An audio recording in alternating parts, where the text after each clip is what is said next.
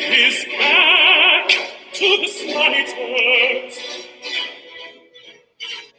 He gave his back to the slighters, and his cheek that blocked off the hair, and his cheeks to them that blocked off the hair, and his cheeks to them that blocked off the hair.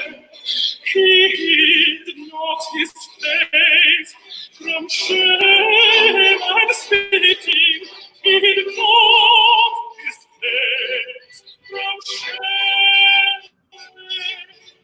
From shame. He hid not his face from shame. From shame and spitting.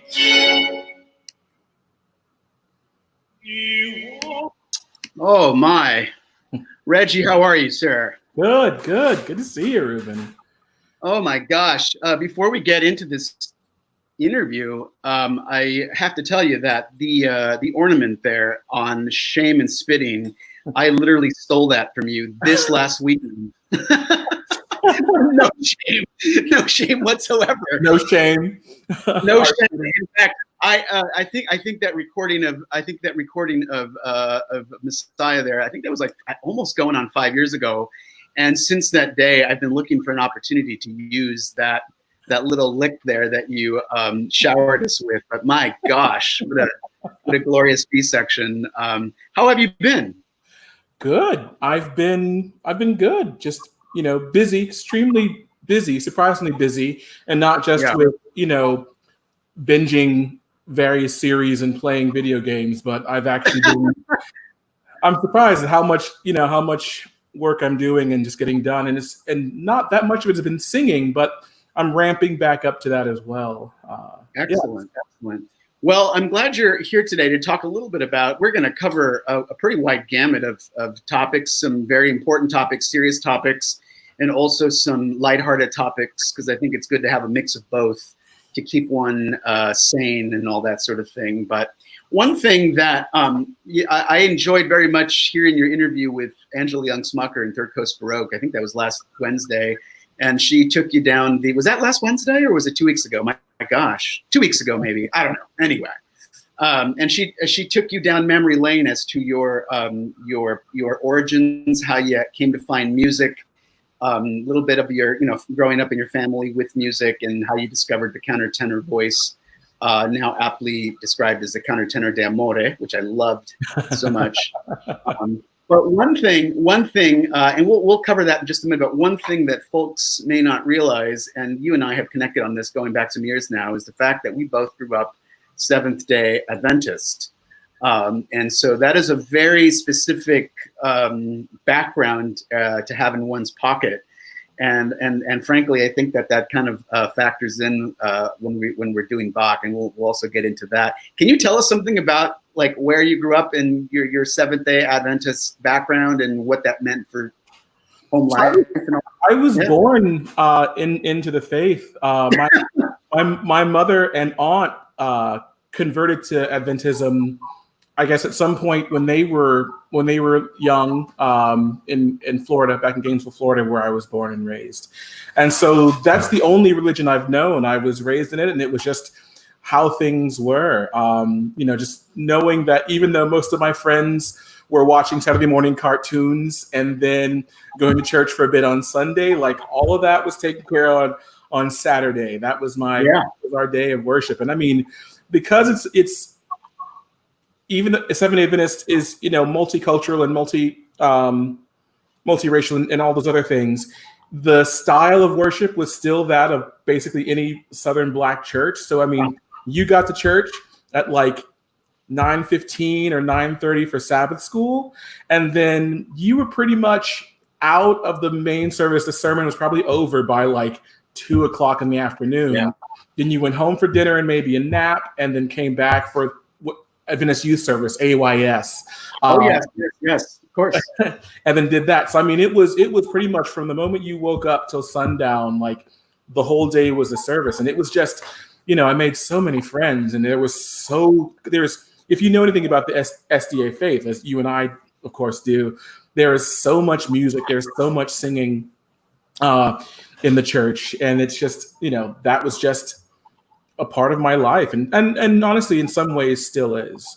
Yeah. So you did the whole Sabbath school routine, right? Did that thing. And does the word potluck ring a bell? Mm-hmm. Oh, absolutely. All the potlucks with all the non-meats. And yeah. And of course that extended because I went to Oakwood College, right. University after high school. So I actually went to an Adventist college, which was also an HBCU, and furthered, my life as an SDA person, but also as a Black person there. Like, I think it wasn't until I went to Oakwood that I really learned to live in my skin, and not just live in my skin as a Black person, but love it, and feel sorry for those who aren't Black. So you went to Oakwood, which again, it's an Adventist university, and I went to Loma Linda University, which is an Adventist. And of course, I knew of Oakwood growing up because Oakwood was Take Six was synonymous. The vocal group was synonymous with Oakwood in my mind, and I've never been to Oakwood, but then when we met, you said Oakwood. I thought, oh my God, like I actually now know somebody from Oakwood that went to Oakwood College. A lot of people, because Clifton Davis went to Oakwood, Shirley Verrett went to Oakwood, Angela Brown went to Oakwood, Janice Chandler went to Oakwood, Prince for a very short time was at Oakwood. I did not know that. I mean, it was just kind of a Brian McKnight, like it was kind of this filter for Blacks in the Adventist community. Right. Now, the Third Coast Baroque crew heard this, but I think you need to say it again. How it's just amazing to me that you were not on the course to do music for a career. You had other plans, and then it's along the line. You're like you kind of steered another direction. Can you tell that little story again? That's fascinating.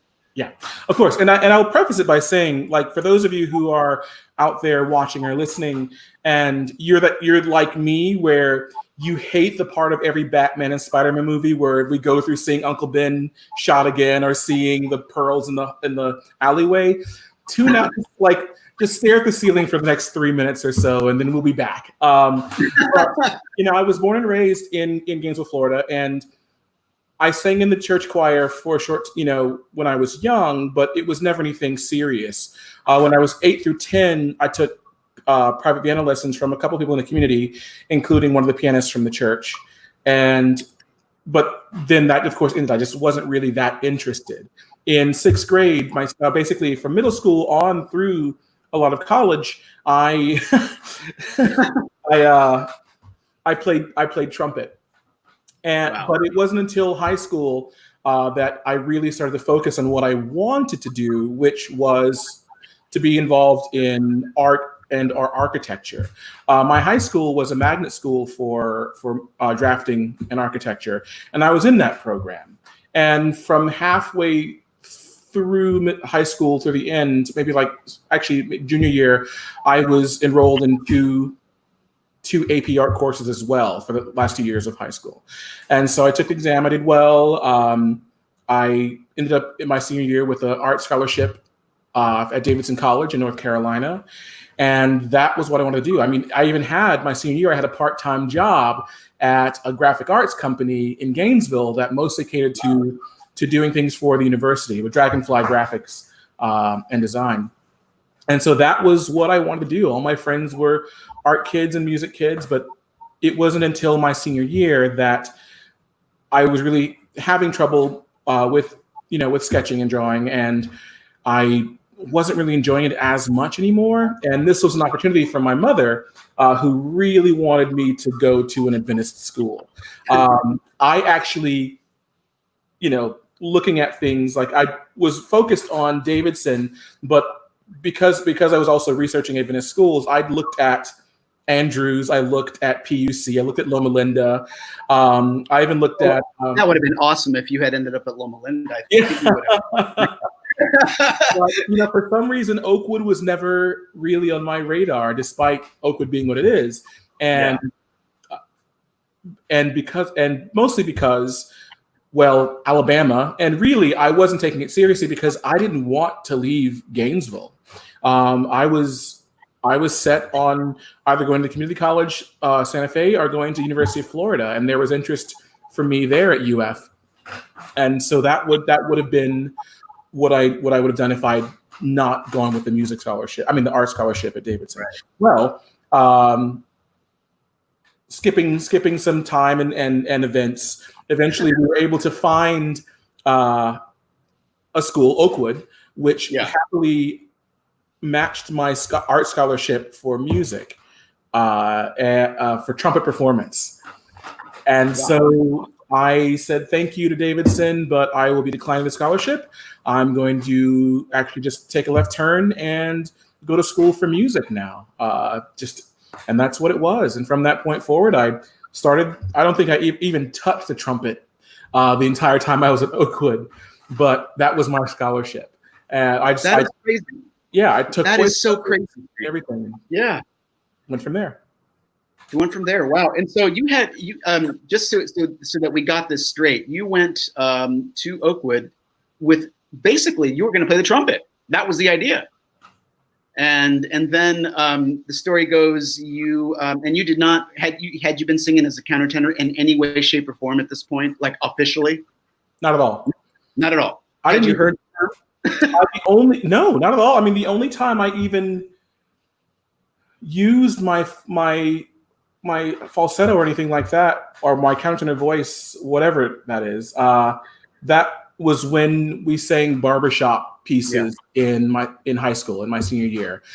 Our chorus teacher just grabbed 4 of her more talented boys, which really was 4 out of like 5, because it's hard to get boys to sing in choir, high school choir in the South, and gave us, all these barbershop songs to learn. And we were coached by a professor from UF who was big into barbershop, and the local barbershop chorus, the Barbrigaders, who, I just fell in love with it. It was so much fun.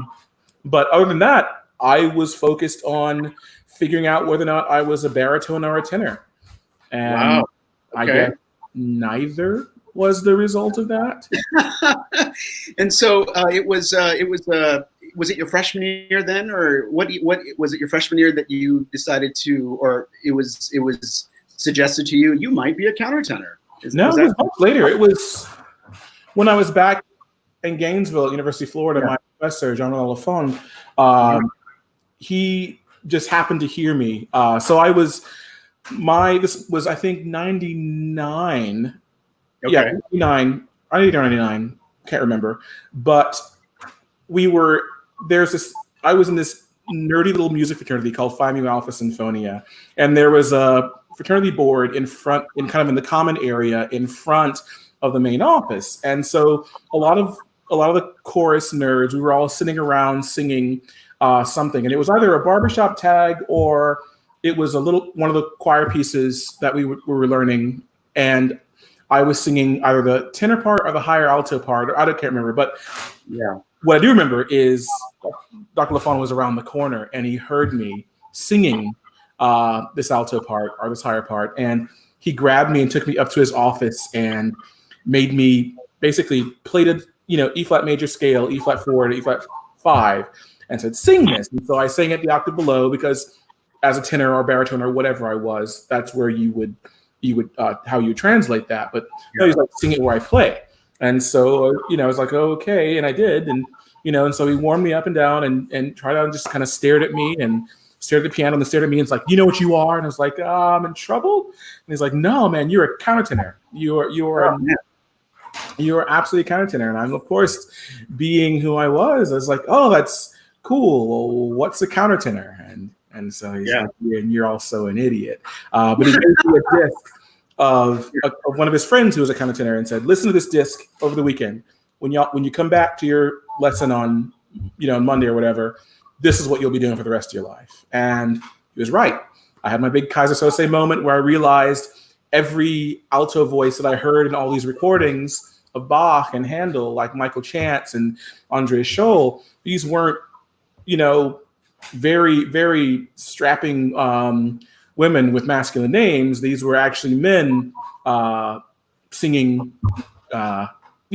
alto part, which was theirs to own, to run. I mean, no offense to Andreas, and I'm sure he's not listening to this because I don't think he even knows who I am. But I for years, when I first found his one of his earlier albums at Media Play, or maybe it was Borders, at first I was like, I didn't know Katie Lang sang classical, and then I realized, oh, it's not. Oops. But yeah. That's do you remember you said Michael Chance, but who do you remember officially the first countertenor on a recording doing classical under that title, this is the first voice I heard? It would have been Michael Chance. Michael Chance. At UF, we were preparing the St. John Passion, and so I went to the record store and bought kind of like a highlights disc of this John Passion, because that was what I could afford. And it was the John Elliott Gardner recording from the 80s, the early one that he did. Yeah. And Michael Chance was the alto soloist for that. And so I just remember that's an interesting sound. That's not what I'm used to, but I like it. And it's, it feels pretty natural and sounds pretty natural and involved. So I loved it anyway, not knowing what it was and not knowing what I was. I am. Yeah. Yeah. So that takes us to one of the things that I enjoy about you is just your absolute love for the music of J.S. Bach. I mean, that's unquestionable. All the work that you do singing Bach, I mean, is incredible. Just recently, I saw you. I think it was Good Friday when the Bach Fest, or they were doing that socially distanced, minimal forces St. John Passion. And there I was at home at 6 a.m. on my time, and I'm watching this, and these chorales are being virtually brought in from all over the world. And oh my God, there's Reggie. So I mean, you were all over the place doing Bach. How did you discover Bach? What was it? Do you remember the first piece of Bach that you heard and thought, oh my gosh, that is incredible? I do. My 6th grade year, my first year playing trumpet, we learned 3 songs. We learned Kokomo, Baby Elephant Walk, and there was this transcription of a Bach prelude and fugue in C, which later I found out, or we now know, is Johann Krebs, which he's basically Bach light. Yeah. And I was like, this is so cool, especially playing the fugue. Like, I was obsessed, and so I went to the local public library, which is about a mile and a half from my house. And so I walked over and checked out as many CDs as I could of classical samplers and whatnot that had Bach somewhere in the track listing. And that includes, Trevor Pinnock's Brandenburg Concerti, Wendy Carlos, the Switched on Bach, all the adagios for blah, blah, blah. Everything I could find, I checked out and I just absorbed. And, I still didn't really understand any of it, but I just knew that I liked it. Yeah. And I knew that I liked it as much as anything else I listened to, which was, mostly jazz, early jazz and swing and things like that, in high school. So it wasn't until college that I really decided to dig further into Bach that I realized that this was my guy. Especially when I eventually discovered the cantatas, I was hooked. Yeah. Do you remember which cantata you discovered first? 105. 105. Okay. There was a weird little public access channel in Gainesville that just for some reason just got random broadcasts from all over the U.S. And one was this college choir, this little college choir somewhere in California, and their small music department performed 105. It was terrible, but I absolutely loved it. I recorded it on VHS And I played the hell out of that thing. Like I was obsessed. And so at that time, I was also working as the classical music seller at Borders in Gainesville, Borders Books and Music. I did not know this.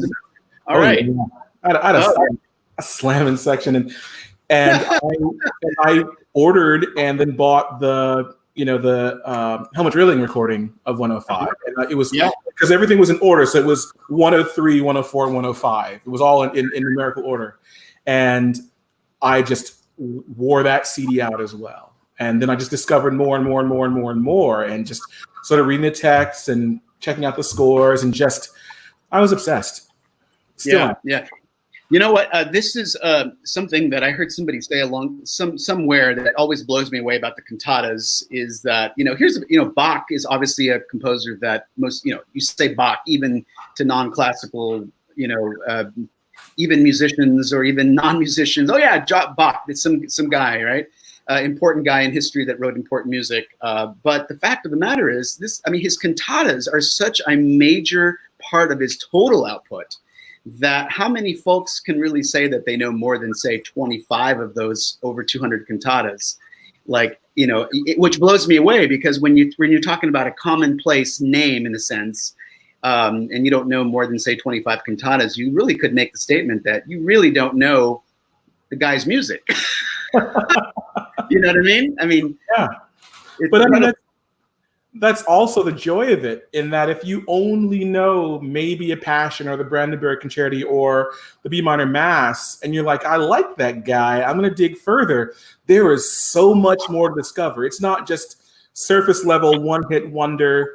There's the more you dig, the more exciting it is. And there have been composers that I won't name that are definitely one-hit wonders, and I'm like, oh, this is amazing. I can't wait to buy and hear more. And I'm just like, okay, cool. Yeah. So can you pinpoint a musical attribute of Bach's that absolutely grabs you by the neck every time? Like, oh, that thing. I love that he does that. It's hard to say, because there's just so much there. It's his, not just his harmonic language, which is so ahead of its time and so just rich and jazzy. But also, speaking of jazz, it's also the rhythm and his understanding of rhythm and his understanding of the language and the way he said it. It was so expressive that I only really find jazz as the appropriate parallel to the way Bach often set his music. The words really do say what they mean in the notes alone. It's just so multi-layered and just, it's perfect. It's so expressive. It's just everything. It's just great.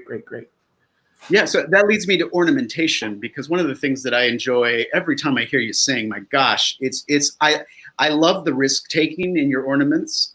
I love the creativity and the willingness to just take things to the absolute edge. What is your approach to ornamentation? Not just Bach, but say Baroque music in general. What's the approach? Mostly do whatever I can. No, it's in the beginning, I tried to just show off how inventive I could be. Growing up around gospel and jazz, that spirit of improvisation is just inherent. I like to say that it's just inherent in Black people, in the Black community, but I know it's more than that. But it's just a way of expressing music further by putting yourself into it, by not necessarily changing the music they wrote, but inserting myself a little more into it and finding deeper meaning that may need to be there in the moment. And in the beginning, I definitely went overboard. I would spend hours writing out ornaments that I basically did rewrite arias sometimes. Yeah. And it wasn't until Florida, studying at Florida State, with my professor there, Roy Delp, who kind of listened to me, do all this stuff. And he was like, okay, now what does that mean? Why are you doing that? What's the point? Obviously Bach probably didn't want that. And the way you're doing it, I don't know if Handel did as well, but, I could think of it like a pillar, the structure the way the music is written, it's like like a Roman temple or something, Yeah. and how the roof is held up by all these beautiful pillars, and if you think of yourself or you're singing as the pillars and the actual roof and the overhang as the music itself, like if you want to decorate and support it, then you can add flowers or wreaths or or ribbons or whatever, and maybe even paint it a little, like change the colors or do something with it. But you always have to keep the integrity of the pillar intact, because if you chisel away at it to change the shape, the structure will collapse. And so I always thought of that as an approach to ornamentation from that point forward, where I always sought to never do more than I thought was appropriate, not just for what I was capable, but also for what served the music, and more importantly, the moment and situation that the music was being presented. Yeah. Do you approach the ornamentation in Bach different than you do, say, Handel, the other big name of the 18th century? Yeah. I do, because I don't ornament much in Bach outside of like small things like trills and appoggiaturas and things and stuff like that, and mordents and such, because it doesn't really ask for it. Bach puts almost everything you need right there, and that's also the reason why he rarely wrote da capo arias where you would naturally go for such a thing. And sorry, there was a thing, and so. Sorry, I lost my train of thoughts for a second. But in Handel, like Handel and Vivaldi and so forth, yeah, I would do it to show off. But with Bach, right, I only seek to really accent the music in the way that's most appropriate. And ornamentation doesn't necessarily mean changing or adding notes. The dynamics that you use, the speed that you use, the how much vibrato you use, like there's so many more ways of ornamenting than just adding scales and trills. Right. And so I forced myself to think of new ways and ways to do such. Yeah. There's one video that BCSD has up on YouTube. It's been up for quite some time. Probably been up now for, 6 years, maybe going on 7. It was one of the first full Messiahs that we did, and you were here out to do that with us. And my son, who's very savvy, I have an 18, in fact, he turns 18 today. Remember my son, yeah, he turns 18 today. He has some music projects that he does, and he's on YouTube. And sometimes I'll say, hey, so like how many views does it take on a YouTube video to be considered kind of like, hey, people are watching, it's kind of viral? And the one video that he's impressed with, because so many people have watched it, is you singing the aria, "O Thou That Tellest Good Tidings" from Messiah, which is absolutely astonishing, because you just work that aria every which way possible, and it's because it's been up on YouTube now for some years. There's some incredible comments that are there now, and I want to share a few of these with you if you've not seen them. But if you haven't had an opportunity to see this, go to YouTube, look up "O Thou That Tellest," BCSD, REGGIE, MOBLEY, and you'll hear this. And so. Because Reggie was singing in the chorus that day as well, his colleagues, his section colleagues, are on either side of him nearby. So here are some fun comments. Number 1, I feel that girl standing next to Reggie, and she's definitely feeling it. That girl happened to be Kate Maroney is next to you, and she's just like, she has this look of satisfaction, like she's about to like sit down at her Thanksgiving meal or something, Comment number 2, somebody said, I had to add the other earpiece. Whoa, lovely timbre. So I can just picture, of course, somebody with like Sam. Oh, let's get in a little here. Iron both ears, cool. Yeah, let's get it. Yeah. Number 3, brother got skills with the Z at the end. Here's a good one. Number 4, I've got work cut out for me. This one was the rather recent one. It was when somebody just said, "I'm a mezzo. I'm giving up." That's just some of the wonderful things and funny things that come up on these comments there. But before we leave Bach, I think one of the things that, I don't know, just personally, again, going back to our Adventist connection, I spent an awful lot of time in Sabbath school listening to the Bible stories. And so at this point, like, I don't remember the details, but I do remember, like, if somebody says, you know, parable X, Y, and Z, I'm like, oh, yeah. And of course, these Bach texts can be so foreign in our modern day theology. And you're like, what is he talking about? Do you sense that, like, your just like your church background in that context gives you any hints when you're dealing with Bach texts or some of those librettos? Not too much more than just the similar, just a devotion to faith and understanding of, you know, of what we've learned.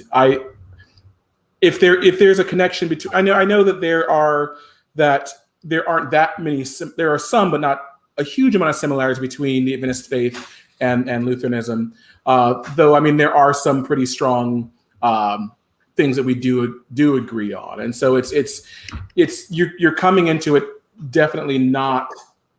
I don't come into it with any skepticism, as though it's going to completely divorce itself from what I learned. I like that. I know one person in particular who's, I think, watching at this very moment, who always comes to it with a number of skepticism. Anyway, we'll leave it at that.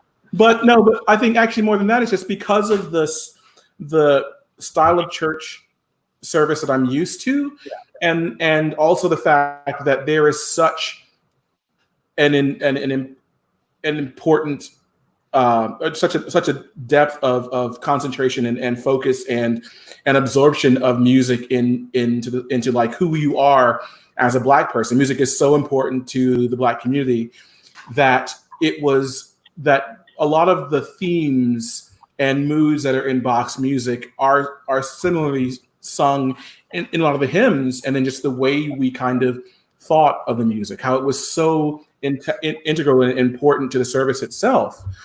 You know, song service at any Adventist church is probably going to be pretty long, you know, not as long as some of the sermons, but I mean, there were probably 1 or 2 or 3 different song services throughout the day. And who knows, the pastor was going to break out and singing as well.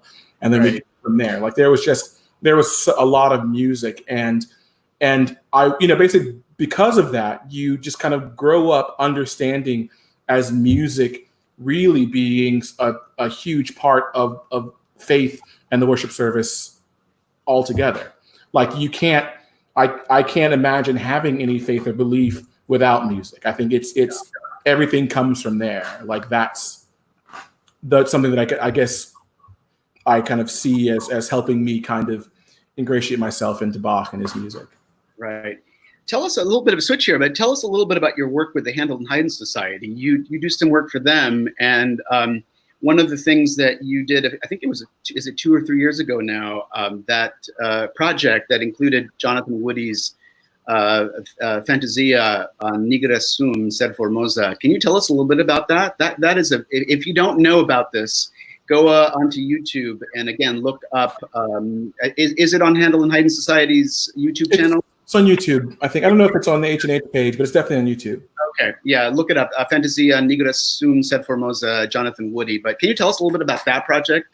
So that was at this point in time. So I've been associated with H&H, with Handel and Haydn Society as a director and curator since 2015, the bicentennial year of H&H, and since then, I've kind of always just been thinking about the programming that I do, which is based around, you know, diversity, mostly around diversity and inclusivity, and as well as kind of community togetherness. And I'm always thinking about things like that. And I wanted to further the programming beyond just just what I've knew how to do, especially when I focused on the music of Black composers. I found that a lot of the work of Black composers, of choral music of Black composers, and most of the most more popular stuff, if there's anything that's a cappella, it's typically a spiritual or something of the like, you know. And I was kind of wondering, is like, why do we feel like why is there such a weird situation where, Black choral composers, whenever they write a cappella music, they feel constrained to mostly write in that idiom, or, write spirituals and gospel and pieces like that? Like, why aren't they just writing some, just setting some random poetry, or just looking at this fence and then writing a choral piece about that? Like, why, like, what else is there? And I wanted to know just in general, like, what else are Black composers, choral composers doing as far as like stretching out and just writing, incredible things? And so I just started, just thinking about that and putting it at the back of my mind. And of course, because me being me, the issue of race and diversity in classical music, especially early music, is always swirling around. And so it all came to a head when several years ago, I think in 2016 or 2017, I was at a festival somewhere in the West Coast, Pacific Northwest, some state below Washington. And I was at this festival, and I was heading to my dressing room to get ready for a rehearsal. And this person came and asked me, just said, hello, and I was like, oh, hi. And she's like, how are you doing? And blah, blah, blah, a little small talk, which I hate. And then she said, would you mind opening or getting the studio door open because it's locked and we need to get in because there's a rehearsal there? And it's like, oh, you think I work here? Cool. Well, I'll be right there. And of course, I just went to my dressing room and just stayed there until the rehearsal started. But I was just so upset by that. And it was furthered by the performance later on. And I saw that same person in one of the front rows, just kind of enjoying the performance. I think it was Matthew Passion. And it really kind of hit me when I looked and saw just how much she was enjoying my arias, enjoying the performance altogether. And she never realized that I was that same person that she thought was the janitor or our custodian that day. And even if she did, it just didn't mean enough to her how much that affected me and how much it affected people of color in the arts and in the workplace. And so the next day I went on Facebook instead of the blast asking, hey, all people of color in the arts, artists of color, tell me your stories. Tell me what's been said to you in the arts, like in the workplace, on stage, off stage, in the hall, like everything. Like, give me your stories. And if you allow me, like, I want to use them. And I didn't know exactly what I wanted to do just yet, but I knew I wanted to do something musical with it. And so once I had collected all these stories, I talked to our friend, mutual Jonathan Woody, and said, hey, would you mind composing a piece for a choral piece for a choir and continuo for one of our concerts? And of course, he was so gracious and willing to do it. And so we commissioned him, and basically he took the text that I compiled and created lyrics from, and then created basically a sort of Renaissance Baroque style motet, which is what we wanted, our conception of the whole piece, with continuo to perform. And because I typically have a children's chorus that joins us for the performances, I then had him add a Conscious Firmus line on top for them to sing that would be based on just his own Nigra Sum chant, using that text to kind of tie everything together. And the idea of it was that the text that I compiled and put together are basically small snippets and quotes and stories of many of the microaggressions and terrible things that are said to me and other artists of color, you as included, like all of us, that we encounter, and that kind of hinders us from really enjoying music the way that other patrons, particularly white patrons, do as we're doing it.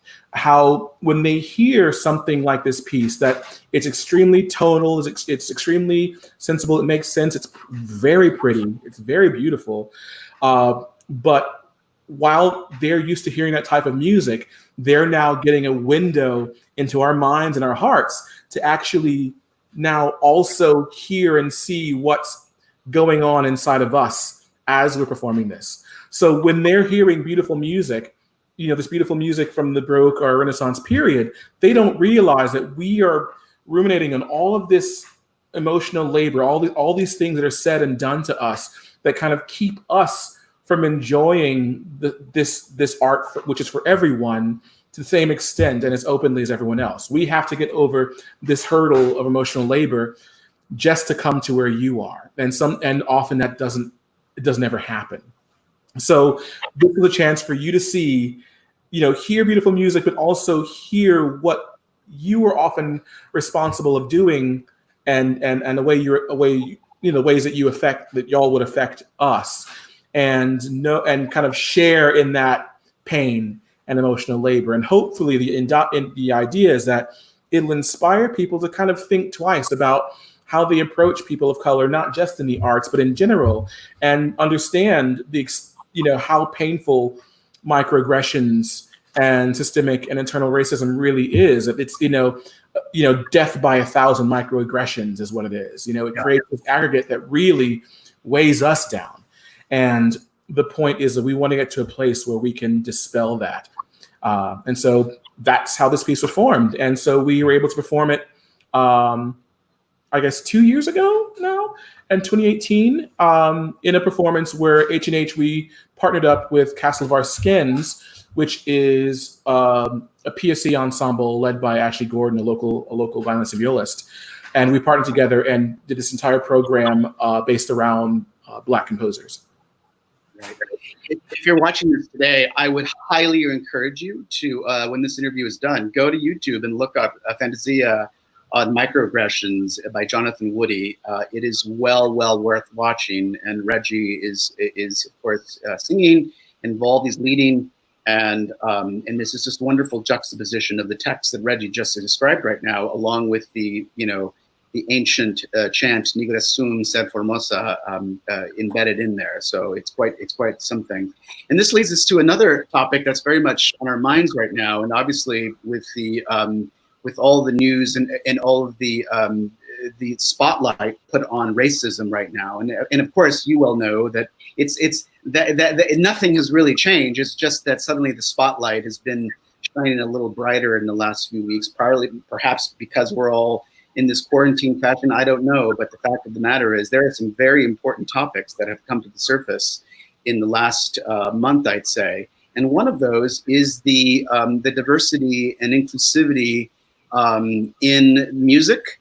And since we're talking about early music mostly today, how it plays itself out in early music, which is a very difficult and thorny subject, to put it lightly. There is a pledge that started to circulate a few weeks ago, Blackvoicesmatterpledge Org. Can you say something about that? Because this is really, really important work here that I think people need to know about. So a few people in the choral community, we all got together based on kind of a reflection of what's been going on in the arts community as a reflection of what's going on in the wider nation, and the huge conversation that's going on about race and police brutality and all these terrible things, and just innocent Black deaths for literally no reason, even in the time of pandemic when things should not be so the way it is now. Well, we got together and thought, and we're reflecting on the fact that all these arts organizations and ensembles have been putting out these statements of solidarity, just as every corporation is doing, from Uber to Nike to Google and Apple. Like Amazon Prime has had a Black Lives Matter statement. And so we saw that it was kind of shameful at how banks and tech corporations were doing a better job of kind of reflecting on the issue and mentioning it and looking to take steps in a way that the arts organizations are not. And I've always seen arts as kind of the blueprint and kind of the bearers, the heralds of how a community should work and how community should work. And we're the kind of the holders of and sharers of empathy and compassion, and like it's up to us to kind of lead and be the the social lubricant that keeps society moving well and together towards a similar goal or same goal. And just seeing how distant these arts orgs were, and even those that I know who created these incredible statements, but then had to fight with their boards and then ended up with this watered down version that really kind of led to the same result. It was shameful, it was painful, it was a little upsetting and disappointing to see how these arts orgs would mention their statements. They'd mention George Floyd or Breonna Taylor and things like that, and mention it wouldn't even say Black Lives Matter in the statement, but would mention this in a distanced way as though there weren't humans involved, there weren't people involved.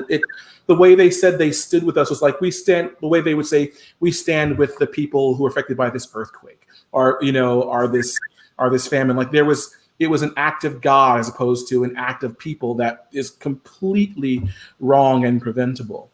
And so this lack of a personal touch, this lack of connecting with the people of color within their own community was rough and hard to hear. So we all came together and planned to release on Juneteenth a pledge, an actual pledge that arts orgs and individuals can sign that present all these actionable, like kind of a creed, and then all these actionable steps of what you as an arts org, or a board, or a singer, or our conductor, or a church choir director, like what you can actually do to not just say that you stand with us and that you want to see this change, but to actually implement those in the way you behave and act as an organization or as an individual. And Reggie, the thing that when I went to that site a few weeks ago, when it was circulating around, and it still is, of course, what the thing that I found most helpful, that it was so direct. It was like bullet point direct. Like you may have the best of intention, but here is exactly what needs to happen: A, B, and C. You don't need to wonder. You don't need to guess. You don't need to. What can I do? Here it is. And I found that incredibly helpful. I found that incredible for, who obviously folks are wanting, in all these organizations, have the best of intentions. And they do want to make a difference. But to the committee and folks who drafted that was absolutely wonderful, just to spell it out that way. Yeah. Well, we're tired. I mean, we're all tired. Yeah. How many times has this happened? And I mean, when all the protests and everything started, like I kind of sat a lot of it out. For the first time in my life, I was kind of in this kind of haze. I was in this funk. I was completely emotionally distant, unresponsive. Like I just wasn't with it for the first 2 weeks that things were going on. And at one point I was chatting with one of my housemates and they were like, "Are you going to this protest?" And I was like, "No, I don't think I can." And then the sad reality is as much as people are really going into action now, I know that it's just going to happen all over again. We're going to forget, we're going to move on, and it's just going to happen again. I said, I'll just jump in the next rotation because there's going to be one. And so the reason we're doing this is we need to stop letting everything cool and then try and get people to move. Like we're saying right now, before this happens again, or when this happens, because it will happen again, this is the time to actually take those steps to start creating a better society, at least within the arts, becoming more welcoming and creating a better place and something for us, and so that we can feel like we're more included, and for just to do the right thing.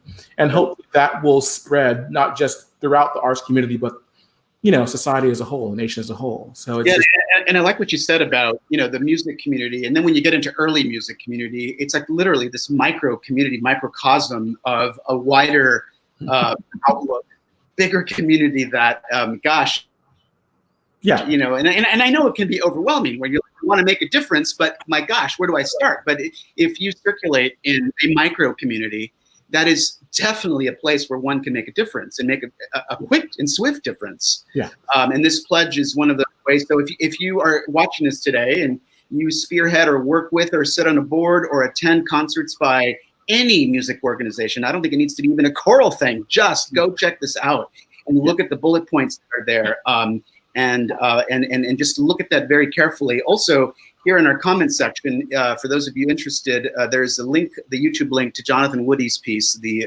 Fantasy on Nigrasum is up there. And so there are some really great links there that you can follow. Somebody asked the question, Reggie, it was, where do you see yourself in 10 years? Hopefully in this house or... Conducting? I mean, in 10 years, I guess I'll be married to some NBA player and I'll be constantly walking our 3 huskies. No, who knows where I'll be in 10 years? I don't know where I'm going to be tomorrow. I mean, even though I consider myself someone who I don't always kind of exist in the present, like I'm always thinking a few steps or a few days ahead. Yeah. I try not to worry about what tomorrow is going to be. Today has enough going on that I need to focus. That I need to act and focus on that. As far as planning for like where or what I'll be doing at that time, it's going to happen the way it happens. I mean, if I really focused on that on the future in that way, I guess I wouldn't be where I am now. I would be an architect or an artist or a teacher or something else. I leave myself kind of open to, the future bringing what it has planned already and not trying to futz with that. I just follow my gut and just go where I feel like I'm being led.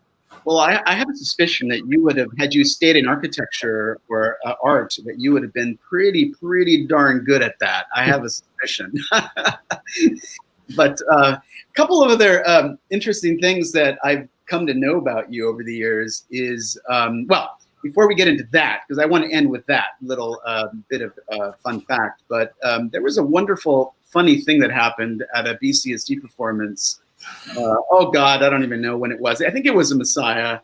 And I'm just going to set it up by saying that it was about an hour before the downbeat, and suddenly you realized that you didn't have your trousers in your bag. Is that right? So it's not my fault. It's every organization's fault. That's who I blame. So typically for singers, especially people who do a lot of solo and choral singing, December is a big month for us, and it's typically full of messiahs, nothing but messiahs. And we tend to kind of book ourselves, on a messiah tour where we're with one group this week, one group next week, throughout the entire month of December before singing Messiah. And the problem is that every organization gets to pick what your dress is or what your dress code will be. And it just so happened that I was on four Messiah contracts in a row, and each one had a different dress code. One had tails, looking at you. One was a suit, one was the regular tux, and one was concert blacks. And so to save on luggage space that should be reserved for bottles of things, I only brought one pair of pants, my tux pants. And I had different shirts and coats and everything, but I would just switch out my pants with whatever costume I was wearing that, for that project. And I forgot to switch my pants over from the suit that I wore the week before to the tails for our Messiah. And of course, this was at the Greek church, I guess, in St. Right. And we were at the time, I think Corey Close, Margot Rude, and myself, we were at the Crown Plaza in the Hotel Circle in San Diego. And so, of course, that's pretty far, especially during that time of the day. And so we were, we had a really lovely day, and we were like, okay, I guess we should just get our stuff and just head to the church. And so we did, and we got there, and everything was fine. The dress was great, and we were all downstairs, all of us joking and palling around downstairs. And then it was time to get dressed. And so we all started to get dressed, and I unzipped my garment bag, pulled out my tails and my vest, and look past my vest and my tails and my tie, and it's like, hey y'all, I don't have my pants. And of course, there was that lovely moment where everyone shared the same shock and horror that I was feeling at that moment. But then it was just kind of like, what can we possibly do? Like, there's no way I can go back. There's nothing close and open that I could get a pair of pants. And so we're like, what can we do? So we're like, is there like a black cloth that I can wrap around myself? Or does someone have pants that I can wear that they could wear something else, in the orchestra? And of course, this is, the players and singers, because our fearless leader is laughing his ass off the entire time. So helpful. And so as a joke, Margot just happened to mention that she was wearing, black leggings under her, that day. And then she's like, and just like joke, it's like, you could wear these. And then we all just kind of looked and went from joke to reality, like, we're going to do that. And so I squeezed my fat ass into these medium women's black leggings over my jeans, mind you, so that I could tuck it under my belt. And then because somehow this would hide the fact that I'm wearing leggings, I put my spats over the leggings.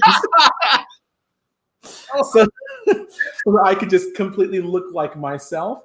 And then of course we all came with the idea that I would just sing all of my arias from behind the continuo and hope that no one notices that I'm wearing leggings that are falling down the entire performance.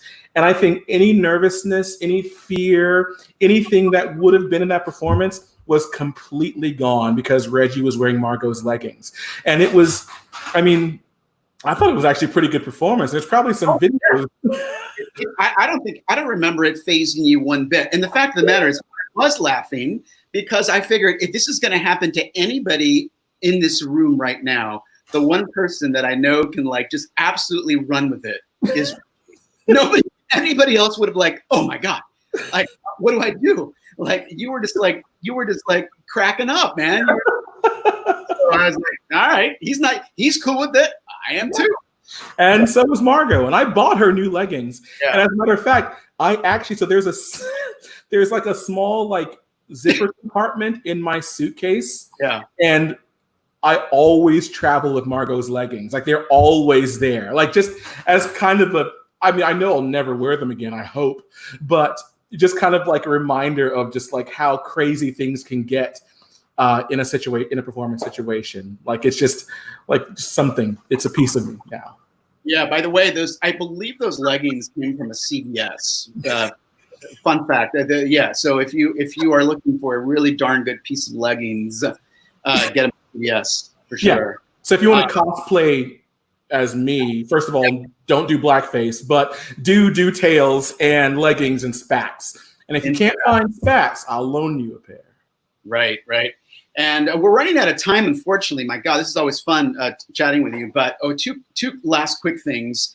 As with most organizations, we're trying to figure out how next season is going to go, what the programming will be, how we'll do it. Will there be a live audience? Will it be a virtual live stream? We don't even know. But one thing that I do know today is that you are joining us in some fashion next spring, spring 20. That would be 2021.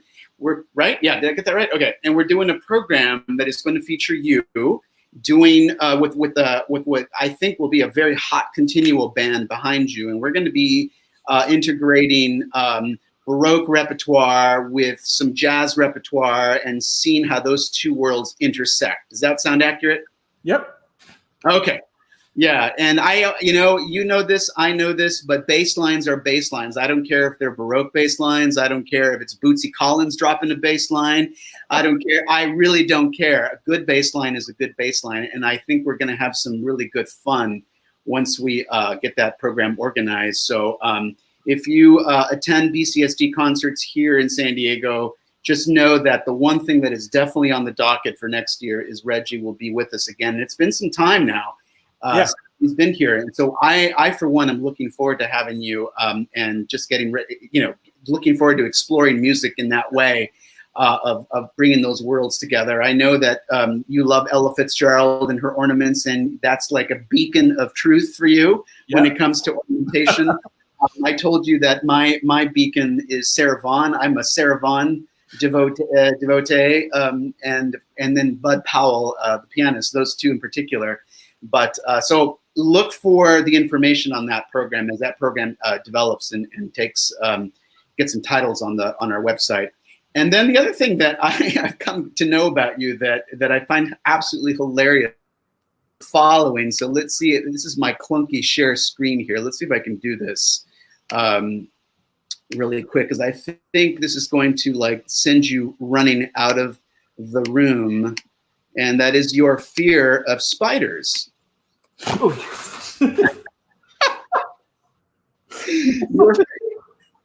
your fear. I have no friends. You're somewhere you posted like, oh my God, I just freak out with spiders, and so whenever I see a spider around the house, like I think spider, I think of Reggie Mobley. Like I think of those those two are synonymous in my mind. Yeah, that warms my heart, Ruben. Thank you so much. Yeah. It's Adventists, spiders, NBA players, and leggings and ornaments. Yeah, I mean that's the essence of me. Like add in coffee and cereal, and you're set. What is it with spiders? Did you have a bad experience with them? I mean, I'm from Florida, the Australia of America. I mean, you're never more than 2 or 3 feet from a black widow. I mean, there are spiders everywhere. Yeah, not clowns. You're not afraid of clowns. You're afraid of spiders. Oh, I'm terrified of clowns. Oh, absolutely terrified of clowns. So So you're I'm glad terrified. you bring All right. spiders. Yeah. Before we let you go, though, in all seriousness, we covered a lot of ground today. We got to know, if you didn't know it already, how Reggie came to find his place in the not just like music in general, but what he does in music right now is absolutely astounding. He works with some of the most renowned conductors all over the world. It is absolutely mind blowing, and I see you on my on YouTube all the time, doing things here, doing things there, doing things here. It's absolutely amazing. And then also his work with the advocacy and the diversity and inclusivity in early music, and then arts in general. And I want to point you in the direction again of the let's take down the spider. How's that? That would be great. Don't you think? And again, there we go. Go to blackvoicesmatterpledge.org and see, if nothing else, look at the bullet points there, because those bullet points there will lead you in the right direction. If you're wondering, what can I do to help?